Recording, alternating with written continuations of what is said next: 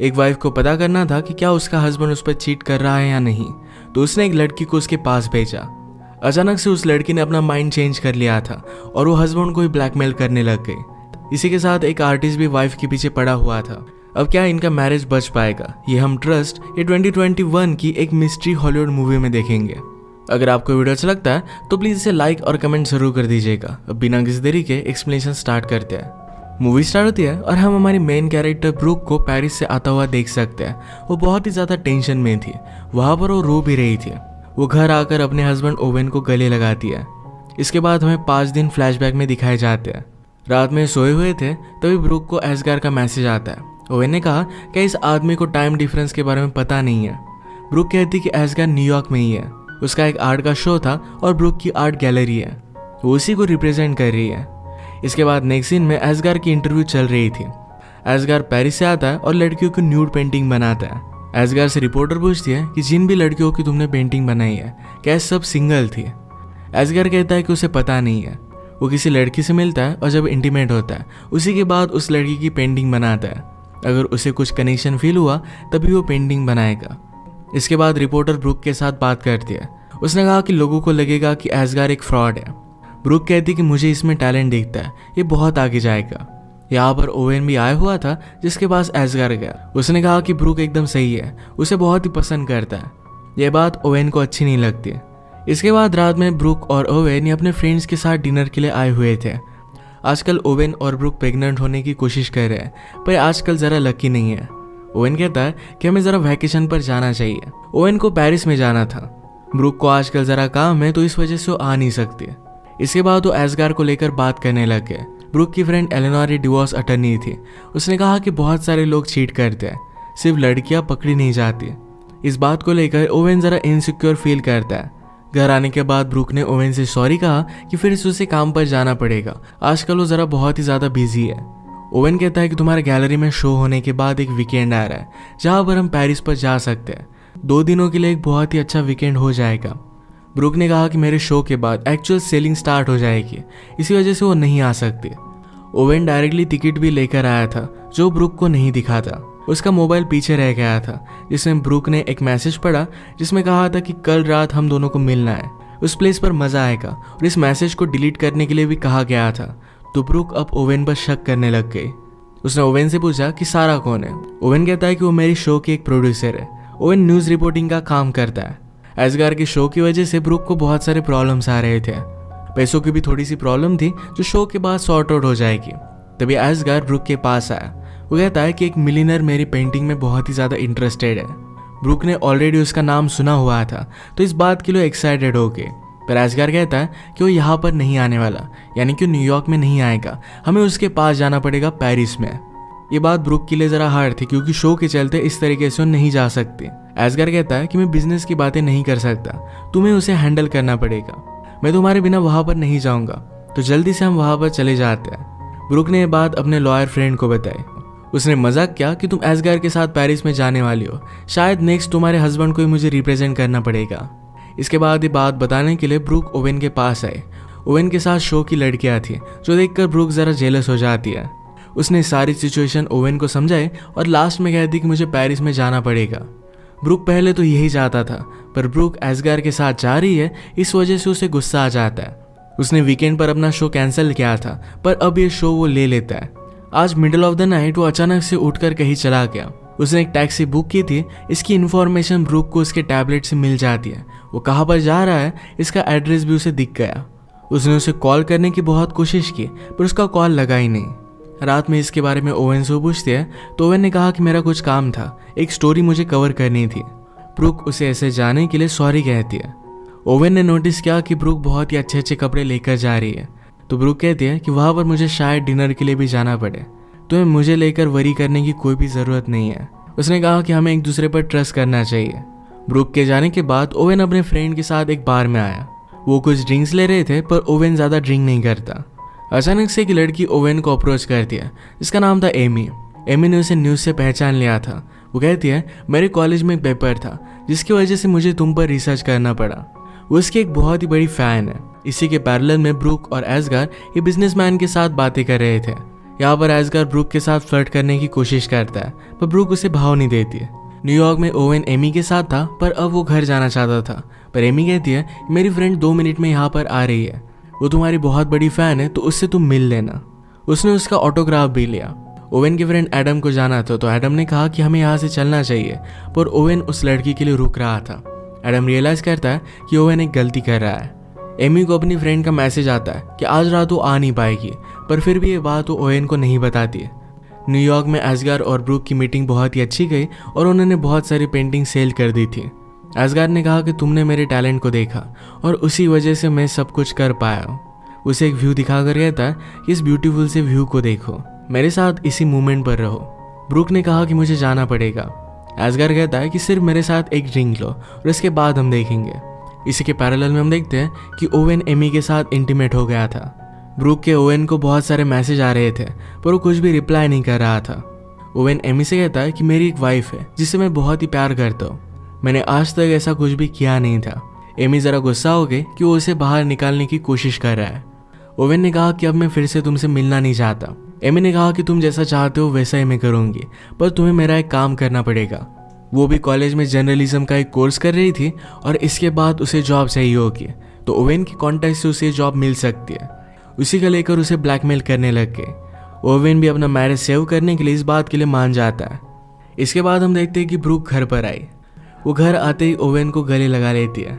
अगले दिन गैलरी में एस्गार ने ब्रूक की पेंटिंग बनाई थी। ब्रूक ने कहा कि हम इसे एग्जिबिट नहीं कर सकते, ये मेरी तरह ही दिख रही है। एस्गार कहता है कि तुम्हारी तरह नहीं है। ब्रूक ने इस पेंटिंग का नाम उससे पूछा, तो एस्गार कहता है कि इस पेंटिंग का नाम ब्रूक है। उसे मना कर रही थी, पर एस्गार मानता नहीं। रात में इनका शो हुआ। ओवेन पहचान लेता है कि पेंटिंग ब्रूक की है। जिस तरीके से एस्गार ब्रूक के पास था, ये सारी चीजें उसे अच्छी नहीं लगी। उसके फ्रेंड ने भी पहचान लिया था कि ये पेंटिंग ब्रूक की है। ये शो अच्छा बिक रहा था, तो ब्रूक और एस्गार दोनों बहुत ही खुश थे। यहाँ पर हम देख सकते हैं कि एमी भी पहुंच जाती है। ओवेन ने उसे देखा और डर जाता है। वो अपने फ्रेंड से कहता है कल रात में तुम्हारे साथ था, यही हम स्टोरी बनाएंगे। पूरी रात हम ड्रिंक करते रहे और मैं किसी और से मिला ही नहीं। उसके फ्रेंड ने पूछा कि तुमने आखिर में किया क्या है। ओवेन ने कहा कि मैंने एक बहुत बड़ी मिस्टेक कर दी। फ्रेंड को भी ओवेन पर गुस्सा आता है। ओवेन को एमी को देखते हुए ब्रूक ने देख लिया और उसे पूछती है क्या तुम उस लड़की को जानते हो। ओवेन ने कहा कि मैं बहुत सारे लोगों को मिलता रहता हूँ, तो उसे याद नहीं है। एमी को देखने के बाद एस्गार उसके पीछे पड़ गया और आकर वो ब्रूक से उसे मिलवाता है। ब्रूक ने ओवेन को इंट्रोडक्शन दिया, तो एमी कहती कि मैं उसे जानती हूँ, कल ही मैंने इनका ऑटोग्राफ लिया था। ओवेन कहता है कि मैं ज़रा कन्फ्यूज्ड हूँ, मैं शायद तुम्हें नहीं जानता। अब इसके बाद एमी को जाना था, तो एस्गार भी उसके पीछे पीछे जाता है। एमी डायरेक्टली ओवेन के घर पर आई, जहाँ पर ओवेन अकेला था। ओवेन ने कहा कि हम दोनों फिर से नहीं मिल सकते, पर एमी कहती है यहाँ पर चल क्या रहा है, इसके बारे में तुम्हें कुछ भी आइडिया नहीं है। इसके बाद हमें और एक फ्लैशबैक दिखाया जाता है, जब सारे फ्रेंड्स मिलकर डिनर के लिए गए हुए थे। ब्रूक ने अपने लॉयर फ्रेंड से बात की थी और कहा था कि शायद उसे लग रहा है कि ओवेन उस पर चीट करता है। फ्रेंड ने कहा कि ऐसा कुछ भी नहीं होगा, सिर्फ उस पर ज़रा ध्यान रखो। उसी रात अचानक से ओवेन कहीं चला गया था, तो इसके बाद ब्रूक अगले दिन फिर से अपने फ्रेंड से मिली थी। उसके फ्रेंड ने उसे समझाने की कोशिश की कि वो एक्चुअल में काम में होगा, पर ब्रूक मानती नहीं। उसे लगता है कि कुछ ना कुछ तो गड़बड़ है। फ्रेंड ने कहा कि बहुत सारे केसेस में जब भी हमें प्रूव करना होता है कि हस्बैंड चीट कर रहा है, तब हम एक लड़की को उसके पास भेजते हैं। अगर वो उसके साथ फ्लर्ट करने की कोशिश करता है या फिर कुछ अलग होता है, तो ये सब हम रिकॉर्ड कर लेते हैं। ऐसी एक एजेंसी को जानती थी जिसका नंबर वो ब्रूक को देती है। उसने ये भी कहा कि तुम्हें ओवेन पर ट्रस्ट करना चाहिए, तुम्हें इसकी ज़रूरत नहीं पड़ेगी। रात में ओवेन का इस तरीके से जाना ब्रूक को सोने नहीं देता। जहाँ पर ओवेन ने कैब बुक की थी, इसकी लोकेशन ब्रूक ने देखी। एक बहुत ही अच्छा मॉडल था। ब्रूक से अब रहा नहीं जाता, एक्चुअल सिचुएशन क्या है उसे पता करना था, तो उस एजेंसी को उसने कॉल कर दिया। अगले दिन एक लड़की से वो मिली और ये लड़की एमी ही थी। एमी को ही ओवेन को रिजाने का अब जॉब दिया गया था। ब्रूक कहती कि तुम ज़रा अलग लग रही हो, तुम ओवेन के टाइप की नहीं हो। एमी ने कहा कि जब मैं रात में जाऊंगी तो ज़रा अलग लगूंगी, तुम मुझ पर पूरा ट्रस्ट कर सकते हो। मेरा एक बॉयफ्रेंड है जिससे मैं बहुत ही प्यार करती हूँ, मैं कभी भी उस पर चीट नहीं करूँगी। ब्रूक ज़रा अनश्योर थी। एमी ने कहा कि अगर तुम्हें लगता है कि हमें ये सब कैंसिल कर देना चाहिए, तो मुझे सिर्फ एक मैसेज कर देना और मैं वहाँ से चली जाऊँगी। इसके बाद ब्रूक जब पेरिस में थी, एस्गार उस पर मूव करने की कोशिश कर रहा था, तभी ब्रूक ने एमी को मैसेज कर दिया था कि सारी डील ऑफ कर दो, पर एमी ने ये बात नहीं सुनी थी। एमी ने ओवेन के साथ मिलने के बाद रियलाइज़ किया था कि उसे जॉब अपॉर्चुनिटी चाहिए और इसके लिए कुछ भी कर सकती है। उनकी कन्वर्सेशन की वीडियो निकालने वाले एक आदमी को भी उसने घर पर भेज दिया। पेरिस में एस्गार और ब्रूक जब ड्रिंक ले रहे थे तो एस्गार ब्रूक से पूछता है, तुमने मुझे क्यों चूज किया? ब्रूक कहती कि तुम बहुत ही ज्यादा टैलेंटेड हो, ये बात सिर्फ तुम्हें पता नहीं है। ब्रूक कहती कि तुमने मुझे क्यों चूज किया? एस्गार ने कहा कि तुम बहुत ही ज्यादा ब्यूटीफुल हो। जब मैं पेंट करता हूँ तो मुझे म्यूजिक सुनाई देता है, पर जब मैं तुम्हारे साथ होता हूँ तब भी मुझे वही म्यूजिक सुनाई देता है। यानी कि उन दोनों में जो भी है ये बहुत ही ज़्यादा स्पेशल है और इसे वो एक्सप्लोर करना चाहता था। ब्रूक इस बात के लिए उसे मना कर देती है। उसने एमी को कैंसिल करने का मैसेज किया था पर एमी का कुछ भी रिप्लाई नहीं आता। इस बात से वो बहुत ही ज़्यादा डिस्टर्ब हो गई थी और ओवेन को भी कॉल लग नहीं रहा था। इससे वो बहुत ही ज़्यादा सैड हो जाती है।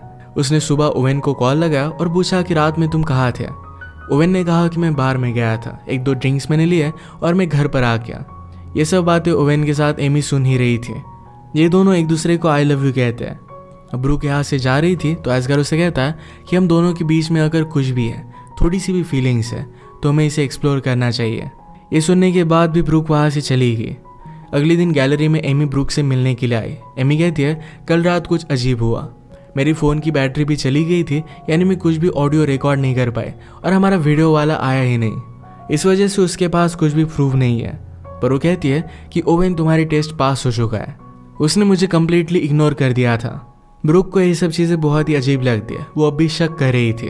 वो कहती कि मुझे ये भी नहीं पता कि एक्चुअल में तुम वहाँ गई थी या नहीं। एमी ने ओवेन से जो ऑटोग्राफ लिया था ये वो ब्रूक को दिखा दिया। कहती कि मेरे पास प्रूफ है।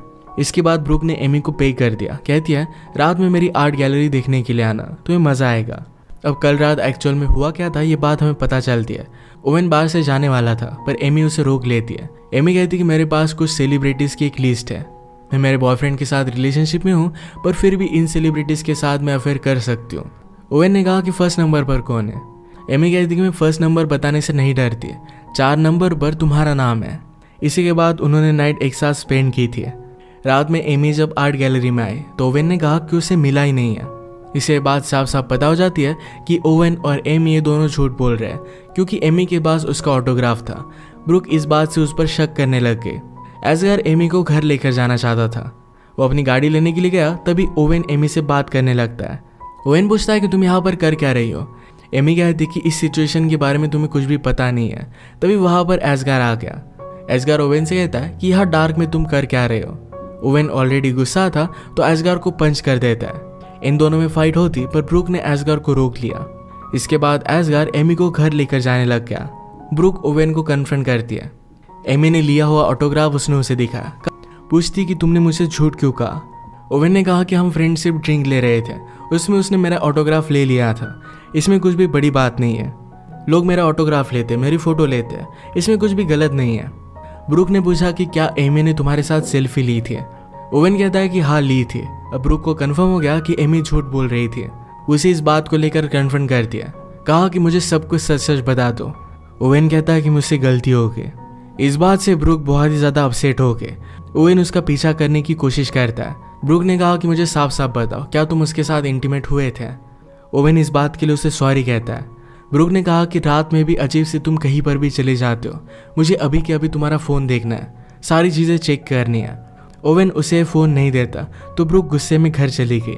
इसके बाद ओवेन जब घर पर आया तो एमी भी उसके घर पर आई थी। एमी ने ओवेन को बता दिया कि तुम्हारी वाइफ ने मुझे तुमसे मिलने के लिए हायर किया था। मैं ये काम करने वाली थी पर तुम्हें देखकर मुझे एक अपॉर्चुनिटी दिखी। इसी के पैरेलल में हम देखते हैं कि ब्रूक अपने फ्रेंड के साथ थे। उसने एक न्यूज़ में पॉलिटिशियन के बारे में पढ़ा जो अपनी वाइफ पर चीट कर रहा था। इसमें उसने एक एड्रेस देखा तो यही एड्रेस ओवेन को अपने फ़ोन पर मिला था। इसका मतलब है उस रात ओवेन जब बाहर गया था तो यही न्यूज़ कवर करने के लिए गया था। वो सच बोल रहा था, उसका किसी और के साथ चक्कर नहीं चल रहा।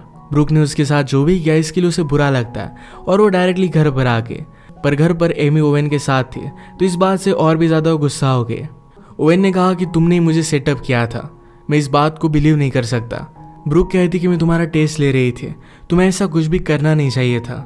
ओवेन ने कहा कि तुमने ही मुझे इसमें फंसाया और इसके बाद मैंने सिर्फ रिएक्ट किया, इसमें मेरी कोई भी गलती नहीं है।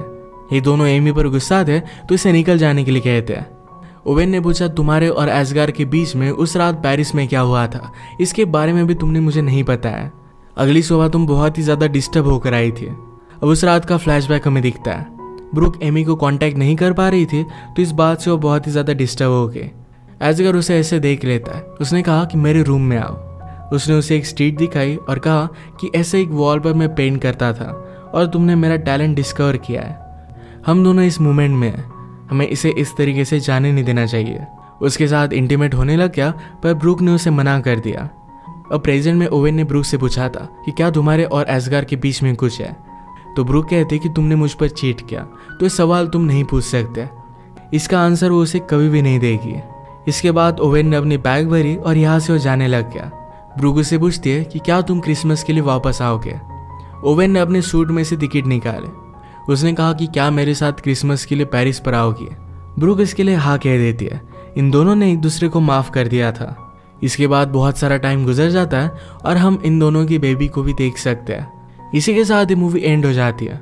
अगर आपको एक्सप्लेनेशन अच्छा लगा तो प्लीज़ इस वीडियो को लाइक और कमेंट ज़रूर कर दीजिएगा। मैं बहुत सारी मूवीज़ लेकर आते रहता हूँ, तो प्लीज़ इस चैनल को सब्सक्राइब कर दीजिए और बेल नोटिफिकेशन आइकन दबाना मत भूलिएगा। हम फिर से मिलेंगे और एक नई मूवी के साथ। तब तक के लिए थैंक यू और आप अपने आप का ख्याल रखिए।